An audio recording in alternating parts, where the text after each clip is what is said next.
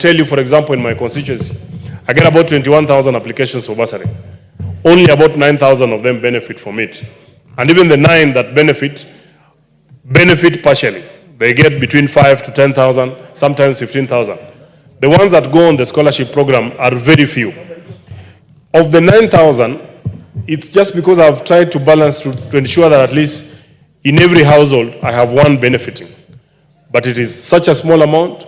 For families that are coming from low-income areas, it is not adequate. Madam Speaker, in conclusion, this motion presents a transformative steps towards improving access to quality education in our country. The challenges of inequity, inefficiency, and insufficient funding can no longer be ignored. By adopting this motion, we will be consolidating our efforts to provide a fair, transparent, and effective system of support for all students, especially those from disadvantaged backgrounds. I fully support the proposal to collapse the bursary schemes into a single centralized funds to be directly remitted to schools. It is only by taking such a bold and decisive step that we can ensure the full realization of every child's right to education and make Kenya a truly equitable and prosperous nation. Madam Speaker, let me add that by saying that we collapse all the bursary schemes into one, the rider is that we are doing this, we are proposing to do this as a first step towards offering real free primary and secondary and even tertiary education for free to all our students.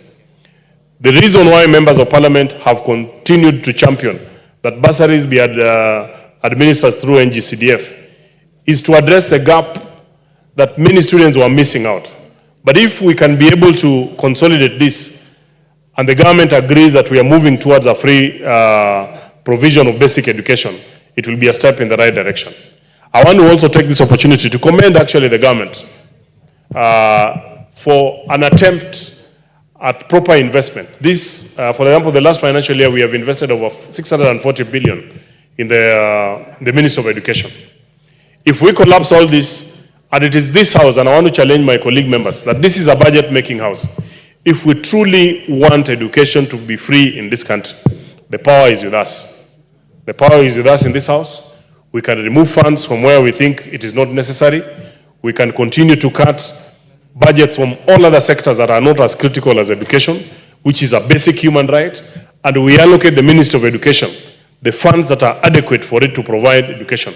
We will not be having all these challenges we are seeing today with the new university funding model, students on the streets, and now their own teachers on the streets.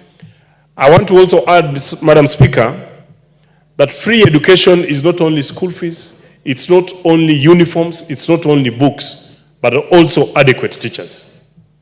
Today, if you look at the JS, which is a junior secondary, in most parts of this country, you have maybe one teacher or two in a school with students who are supposed to be examined in about 13 or more areas.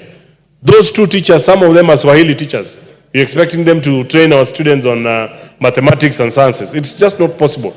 So when we are talking about free education, we are talking about a comprehensive nature, whereby we have adequate teachers, we have adequate infrastructure, we have, they are facilitated in school to ensure that our students get quality education. So that, because if we don't do it, it is just a time bomb. With those very many remarks, Madam Speaker, I beg to second. Thank you very much, Honorable Nyamita.